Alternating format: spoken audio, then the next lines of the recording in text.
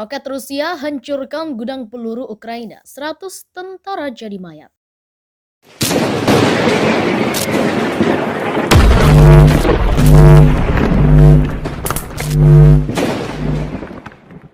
Sebuah pabrik keramik di kota Slavyansk, Oblast, Provinsi Donetsk, Ukraina hancur lebur setelah dihujani roket militer Rusia. Pabrik itu jadi sasaran tembak roket armada beruang merah setelah diketahui jadi gudang senjata militer Ukraina. Dilansir Viva Militer dari kantor berita Rusia, TASS.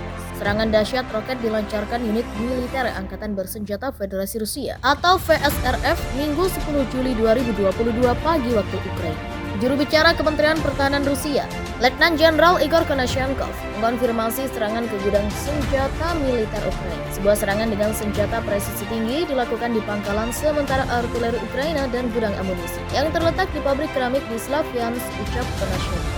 Konashenkov memastikan 100 tentara Ukraina tewas dalam serangan roket tersebut. Tak hanya itu, sebanyak 1.000 peluru artileri meriam M777 buatan Amerika Serikat juga ikut hancur. Sementara itu, sebanyak 700 amunisi sistem peluncur multi roket Angkatan Bersenjata Ukraina yang juga ditempatkan di gudang tersebut tak luput dari aksi militer Rusia. Serangan itu menewaskan hingga 100 tentara dan lebih dari 1.000 peluru untuk howitzer M777 buatan Amerika Serikat, kata Konashenkov. Militer Rusia beri serangan kejutan dengan menurunkan pesawat tempur Ka-52, menghancurkan markas Ukraina pada Senin 11 Juli 2020. Telegram Kemenahan Rusia menunjukkan rekaman pekerjaan anak awak pesawat serang Ka-52 menghancurkan peralatan militer Angkatan Bersenjata Ukraina, di mana selama serangan mendadak tersebut, pilot penerbangan militer meluncurkan rudal ke titik-titik benteng pertahanan yang ditemukan unit intel Rusia. Serangan udara dari pesawat tempur Ka-52 dikirim dari jarak lebih dari 5 km.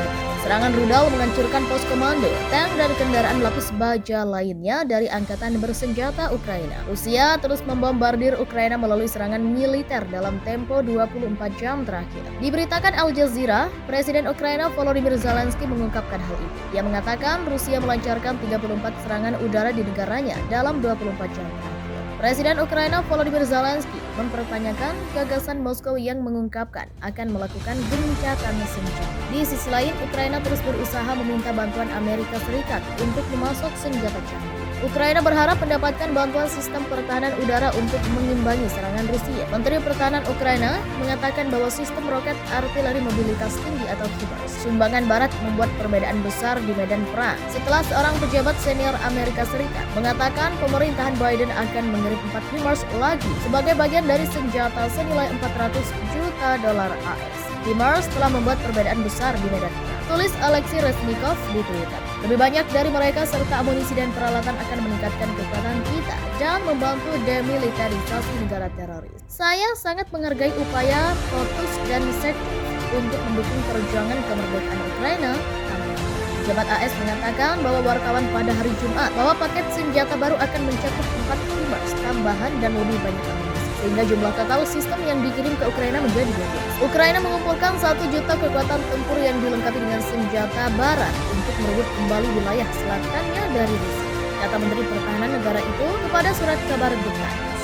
Dalam wawancara pertamanya dengan surat kabar Inggris sejak invasi dimulai, Alexei Reznikov mengatakan Presiden Volodymyr Zelensky telah memerintahkan militer Ukraina untuk merebut kembali wilayah pesisir yang diduduki yang penting bagi perekonomian negara. Kami memahami bahwa secara politik itu sangat diperlukan untuk negara kami. Jadi, Presiden telah memberikan perintah kepada Panglima tertinggi militer untuk menyusun rencana. Setelah itu, staf umum mengerjakan pekerjaan rumah mereka dan mengatakan untuk mencapai tujuan ini kami membutuhkan X, Y, Z, katanya. Ini adalah pekerjaan saya. Saya menulis surat kepada rekan-rekan di negara-negara mitra. Raja Jenderal berbicara tentang mengapa kita membutuhkan persenjataan semacam ini. Dan kemudian kita mendapatkan keputusan politik. Lanjutnya, Reznikov mengatakan kepada The Times bahwa intensitas perang dengan cepat menghabiskan persediaan era Soviet. Itu adalah proses yang panjang, 1,5 bulan, tetapi kami mendapatkan hasilnya. Ukraina memiliki angkatan bersenjata era Soviet dengan senjata berusia 30 tahun. Kami mengubah ini dalam 3 bulan.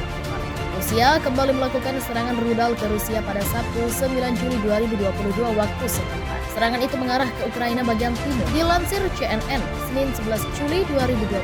Serangan itu mengakibatkan 15 orang tewas. Hal itu terjadi karena serangan Rusia menghantam sebuah blok apartemen di Donetsk, Ukraina Timur. Pihak berwenang Ukraina menduga masih ada sejumlah orang yang terjebak di reruntuhan bangunan. Dia menduga ada juga anak-anak yang masih terjebak dalam reruntuhan itu. Orang-orang menghadiri upacara penghormatan kepada para pembela Ukraina yang gugur, termasuk tentara yang tewas dalam pertempuran dengan pemberontak pro-Rusia di Bandara Donetsk hari ini. Pada tahun 2015, di sebuah peringatan di dekat markas besar Kementerian Pertahanan di Kiev, Ukraina, Kamis 20 Januari 2020. Sementara itu, Kementerian Pertahanan Rusia mengklaim pada Sabtu kemarin pasukannya menghancurkan hanggar berisikan howitzer M777. Hanggar itu merupakan tempat penyimpanan senjata yang dipasok Amerika Serikat. Dalam laporan yang sama, hal itu belum bisa dipastikan kebenarannya, sebab klaim tersebut diverifikasi tidak secara independen. Rusia terus membombardir Ukraina melalui serangan militer dalam tempo 24 jam terakhir. Diberitakan Al Jazeera, Presiden Ukraina Volodymyr Zelensky mengungkapkan hal itu. Dia mengatakan Rusia melancarkan 34 serangan udara di negaranya dalam 24 jam terakhir.